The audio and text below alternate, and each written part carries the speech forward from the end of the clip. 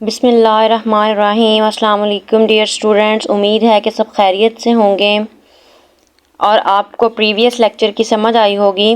तो जी स्टूडेंट्स, हमने जो है वो प्रीवियस लेक्चर में स्टडी किया था about blood and its components और नाउ आज हमारा टॉपिक है blood cells, cell like bodies, जिसपे हमने बात करनी है red blood cells, white blood cells and platelets की। तो जी स्टूडेंट्स, रेड ब्लड सेल्स जो हैं वो क्या होते हैं, इनका दूसरा नाम, सेकंड जो नेम होता है वो क्या होता है, एरिथ्रोसाइट्स भी होता है। एरिथ्रो एक पिगमेंट होता है रेड कलर का, जिसकी वजह से इसका नाम जो है वो एरिथ्रोसाइट्स, रेड ब्लड सेल्स होते हैं। बच्चे, रेड ब्लड सेल्स जो है वो डिस्क शेप होते हैं, biconcave cells with a depression at the centre. मैं आपको नोट से जो है वो इसको बताती हूँ विद डायाग्राम।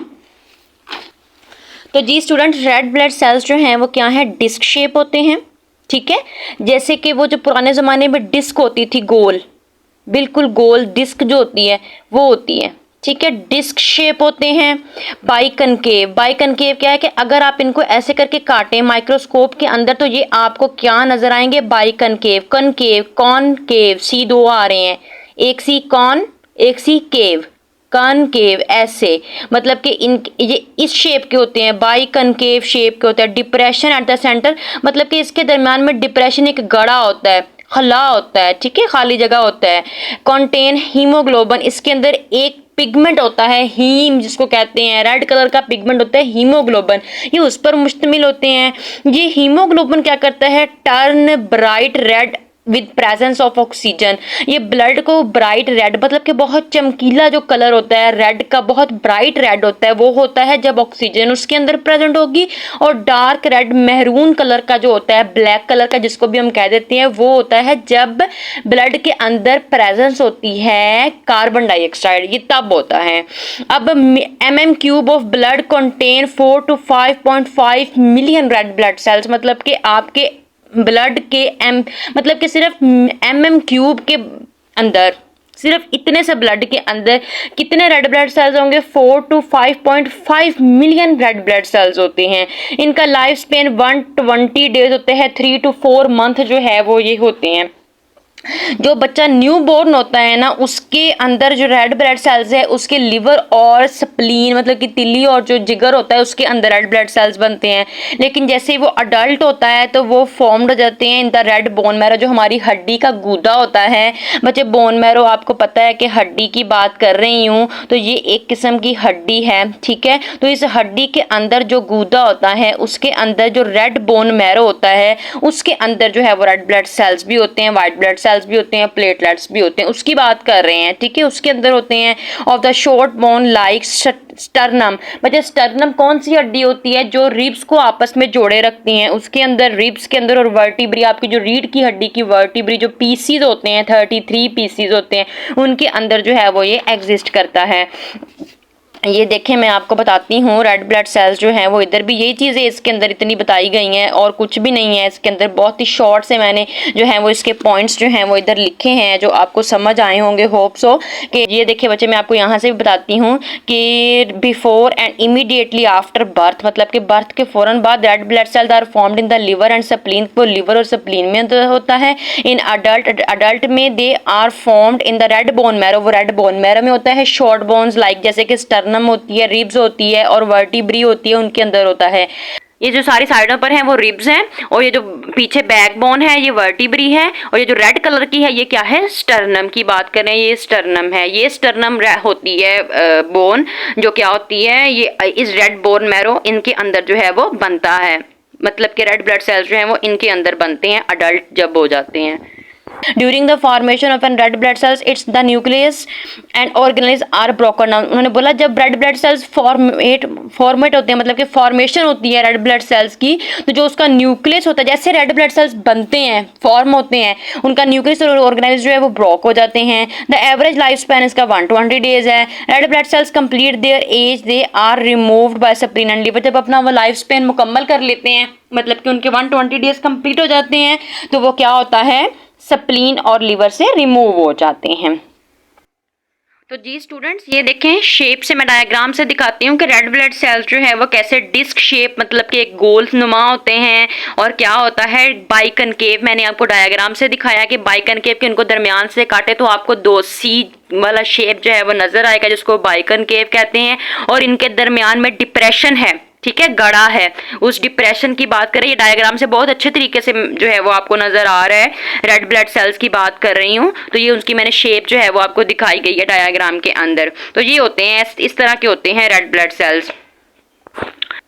तो जी स्टूडेंट्स ये देखें, ये डायग्राम नंबर ए जो है उसके अंदर आपको वैसे जो है वो डिस्क शेप और डिप्रेशन नजर आ रहा है। और जो डायग्राम नंबर बी है उसके अंदर आपको दो सी नुमा बाइकनकेव जो है वो दो लूप उसकी नजर आ रही हैं। तो ये जो है वो बाइकनकेव जो है वो आपको नजर आ रहा है कि रेड ब्लड सेल्स जो है वो इस तरह के होते हैं। नेक्स्ट हमारे पास दूसरे नंबर पर है व्हाइट ब्लड सेल्स। इनको लीकोसाइट्स भी कहते हैं। लीकोसाइट्स मींस इनमें नो कलर, कोई कलर नहीं होता। साइट्स बच्चे कहते हैं किस चीज को, सेल्स को कहते हैं। व्हाइट ब्लड सेल्स क्या होते हैं, कलरलेस होते हैं and have the irregular shape. इनकी कोई शेप नहीं होती। They are formed in the red bone marrow. ये भी हड्डी के जो रेड बोन मैरो होता है, जो मैंने आपको यहाँ पर बताया कि जो हड्डी के अंदर गूदा होता है, रेड बोन मैरो होता है, उसके अंदर जो है वो ये होट से देखते हैं हम इसको व्हाइट ब्लड सेल्स को। तो व्हाइट ब्लड सेल्स को हम इधर से देखते हैं कि व्हाइट ब्लड सेल्स क्या होते हैं, कलरलेस होते हैं, इररेगुलर इनकी शेप होती है, formed in red bone marrow. ये भी हड्डी का जो गूदा होता है उसके अंदर जो है वो ये एग्जिस्ट करता है। ये ऐसे मतलब कि हड्डी के गूदा जो होता है उसके अंदर रेड बोन मैरो होता है, उसके अंदर ये जो पाया जाता है। मिच्योर इन लिम्फ नोड्स, टॉन्सिल्स, थाइमस और स्प्लीन। बच्चे अगर ये रेड व्हाइट ब्लड सेल्स जो हैं वो कहाँ पर होते हैं, आपकी लिम्फ नोड्स में होते हैं, ठीक हो गया। आपके टॉन्सल्स जो गले के अंदर टॉन्सल्स होते हैं उनमें होते हैं। थाइमस एक छोटा सा ग्लैंड है, वो क्या होता है, इम्यून सिस्टम का एक ग्लैंड है जो इम्यूनिटी हमारी बॉडी के अंदर बढ़ाते हैं, जो हमारे पैथोजेंस को हमें बचाते हैं। मतलब कि हमारे अंदर जो है वो डिफेंस सिस्टम का जो है वो रोल प्ले कर रहे होते हैं। उनकी बात करते हैं, स्प्लीन इनके अंदर होते हैं।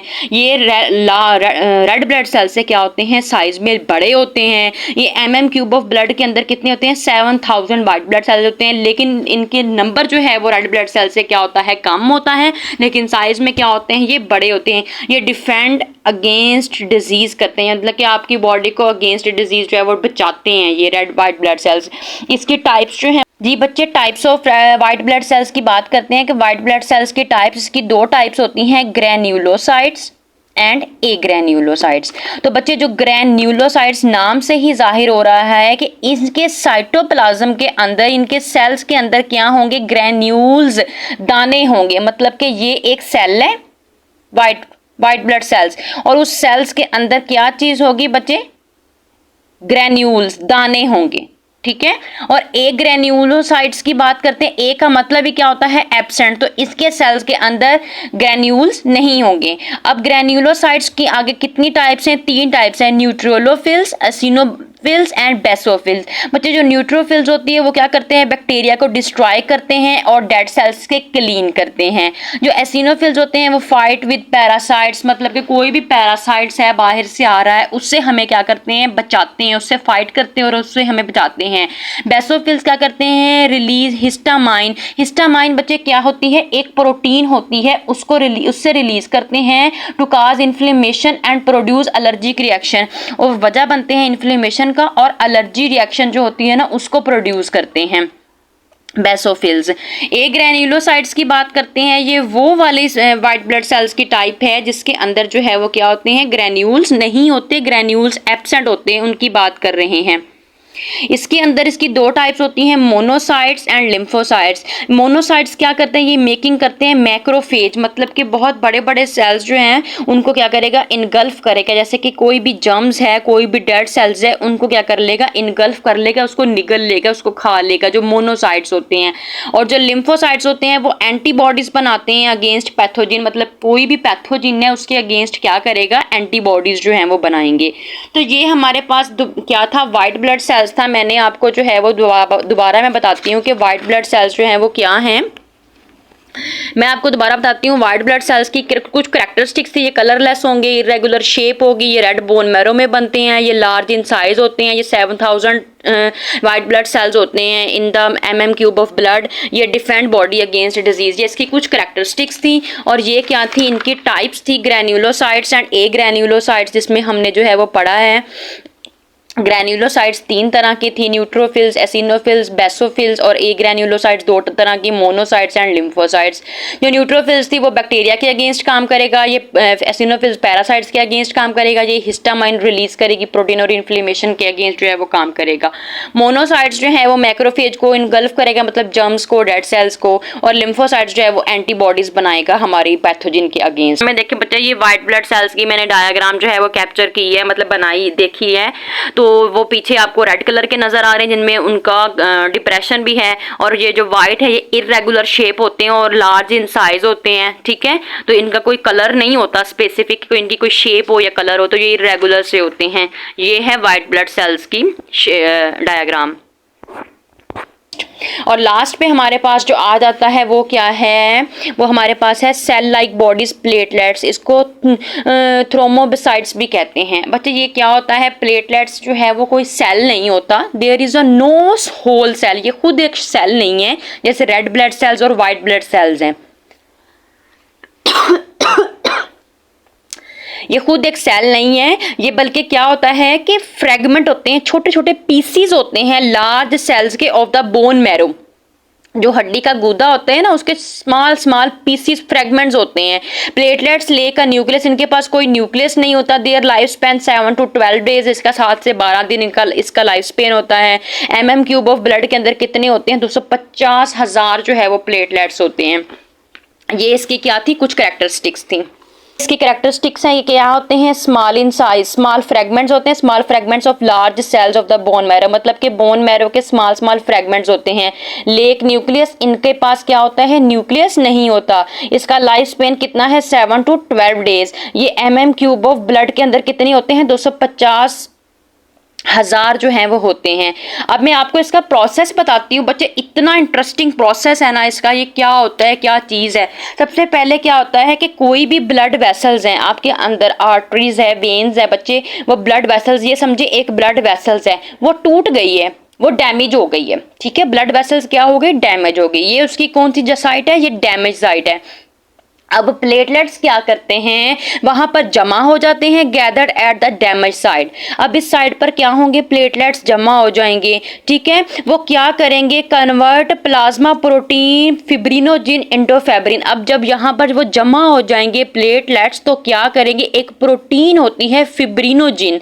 कौन सी प्रोटीन होती है बच्चे, फिब्रिनोजिन, प्लाज्मा प्रोटीन होती है ये। इसको कन्वर्ट कर देंगे किसके अंदर, एक प्रोटीन होती है प्लाज्मा प्रोटीन फिब्रिनोजिन, उसको कन्वर्ट कर देंगे फिब्रिन के अंदर, ठीक हो गया। अब वो फिब्रिन यहीं पर इस डैमेज साइड पर ही क्या होती है कि जो प्लेटलेट्स होते हैं वो प्लाज्मा प्रोटीन, प्लेटलेट्स यहाँ पर जमा होते हैं। जमा होने के बाद यहाँ पर जो प्लाज्मा प्रोटीन फिब्रिनोजिन है वो कन्वर्ट हो जाती है किसके अंदर, फिब्रिन के अंदर। अब वो फिब्रिन प्रोटीन जो है वो कैसी होती है, जैसे नेट जाल नहीं होता जिसके अंदर कोई भी चीज़ फंस जाती है, जैसे हमने मछलियां फंसानी होती हैं या मक्खियां होती हैं, मतलब कोई ऐसा जाल जिसके अंदर कोई चीज़ ट्रैप हो सके, फंस सके। तो इस फिब्रिन प्रोटीन एक जाल, एक नेट नुमा होता है, उसके अंदर रेड ब्लड सेल्स जो हैं वो क्या हो जाते हैं, फंस जाते हैं। इसी डैमेज साइट के ऊपर रेड ब्लड सेल्स क्या हो जाते हैं, ट्रैप हो जाते हैं। वो fibrin and red blood sales अब क्या हो जाएंगे, यहाँ पर hard, more harder and harder, सख्त से सख्त होते चले जाएंगे। और जब वो सख्त हो जाएंगे तो उनका एक लोथड़ा बन जाएगा, जिसको हम क्या कह देते हैं, एक मैस बन जाएगा, मैस ऑफ बॉडी बन जाएगा, जिसको हम क्लॉट कहते हैं। क्या कहते हैं, क्लॉट। वो क्लॉट क्या करता है, वो ब्लीडिंग को स्टॉप कर देता है। वो क्या कर देता है, ब्लीडिंग यहाँ से क्या जाती है, जो ब्लड वेसल से ब्लीडिंग हो रही थी वो स्टॉप हो जाएगी, और वो जो ब्लड वेसल्स की डैमेज साइट है वो फिर यहाँ से क्या हो जाएगी, रिपेयर हो जाएगी। मीन्स बच्चे क्या हुआ कि ये जो ब्लड वेसल्स, जितनी भी हमारी बॉडी के अंदर ब्लड वेसल्स थी, अगर वो डैमेज हुई हैं तो उनको रिपेयर करने का काम किसका है, हमारे ब्लड के अंदर जो सेल्स होते हैं, प्लेटलेट्स होते हैं, उनका काम है। तो वो इतना आसान प्रोसेस है कि कोई भी ब्लड वेसल्स यहाँ से डैमेज हुई, यहाँ पर प्लेटलेट्स आकर जमा हो गए, जमा होने के बाद जो प्लाज्मा की प्रोटीन थी फिब्रिनोजिन, वो कन्वर्ट होगी फिब्रिन के अंदर। अब उस फिब्रिन और रेड ब्लड, फिब्रिन जो एक वो नेट नुमा शेप थी, उसने रेड ब्लड्स को अपने अंदर ट्रैप कर दिया। ट्रैप करने के बाद वो फिब्रिन का जाल भी मौजूद है और रेड ब्लड सेल्स भी उसके अंदर मौजूद है। वो हार्डर से हार्डर होती जाएगी और एक मैस लाइक बॉडी बनाएगी, जिसको हम क्या कह देते हैं, क्लॉट कह देते हैं। अब वो क्लॉट जब बन जाएगा तो ऑटोमेटिकली वो एक लोथड़ा है, वो सख्त मैस है, वो अब क्या कर देगा, ब्लीडिंग को स्टॉप कर देगा। तो जब ब्लीडिंग को स्टॉप कर देगा, ब्लीडिंग नहीं होगी, तो वहां से जो डैमेज वेसल्स होती है ना, वो आहिस्ता आहिस्ता क्या हो जाएगी, रिपेयर हो जाएगी। मतलब क्या हो जाएगी, रिपेयर। मतलब कि क्या था, यहाँ पर जो है वो ट्रैप होना शुरू हो गए रेड ब्लड सेल्स और फिब्रिन जो है, और एक मैस बन गया ब्लड का, क्लॉट उसको कह देते हैं। और फिर वो क्या होगी, ब्लीडिंग स्टॉप होगी। ब्लीडिंग स्टॉप होने के बाद वो क्या होगी, ब्लड वेसल्स जो है वो बिल्कुल क्या हो गई, रिपेयर हो गई और वो ब्लड वेसल्स जो है वो बन गई हैं। तो ये था प्लेटलेट्स का काम। तो बच्चे इस पैराग्राफ के अंदर देखें, इसके अंदर उन्होंने आपको क्या बताया हुआ है, इस ब्लॉक के अंदर उन्होंने क्या बताया कि macrophage dies in the process of killing the germs. Macrophage होते हैं ना, वो खत्म हो जाते हैं, मर जाते हैं जब वो जर्म्स को क्या करते हैं, किल करते हैं, खुद भी साथ क्या हो जाते हैं, डाई हो जाते हैं। ठीक है, the dead cells accumulate and make the white substance called पस। अब वो जो डेड सेल्स होते हैं वो क्या हो जाते हैं, इकट्ठे होना शुरू हो जाते हैं और एक वाइट सा सब्सटेंस बना देते हैं, जिसको हम पस कह देते हैं। सीन एट इन्फेक्शन साइट, वो फिर इन्फेक्शन साइट पर हमें नजर आना शुरू हो जाती है। बच्चे पस वही जो दानों से, जो अक्सर जो है वो गंद वाले दाने हमारे फेस के ऊपर भी बाज़ औक़ात बनते हैं, या हमारी जो बॉडी के ऊपर कोई भी बन जाता है, जिसको हम इन पंजाबी और उर्दू फोड़ा भी कह देते हैं या फिंसी कह देते हैं। तो उस पे से जो गंद निकल रहा होता है उसकी बात कर रहे हैं कि वो पस जो है वो क्या होता है, वही मैक्रोफेज और उसका जर्म्स का जो है वो सेल बॉडी ही होती है, डेड सेल बॉडीज ही होती हैं, जो क्या होती है फिर उस इन्फेक्शन साइट से रिलीज होना शुरू हो जाता है गंद। तो जी स्टूडेंट्स, ये था आज का हमारा टॉपिक, बहुत ही आसान, blood cells and cell like body, जिसमें हमने रेड ब्लड सेल्स की कैरेक्टरिस्टिक्स को पढ़ा, हमने वाइट ब्लड सेल्स की कैरेक्टरिस्टिक्स को देखा और फिर उसकी जो है वो टाइप्स को देखा, और हमने प्लेटलेट्स को बहुत डिटेल से थोड़ा सा देखा है। तो होप्स हो कि आपको इस लेक्चर की समझ आई होगी। अगर मेरे लेक्चर की समझ आई तो मेरे चैनल को लाइक एंड सब्सक्राइब ज़रूर कीजिएगा। Thank you so much. अल्लाह हाफिज़।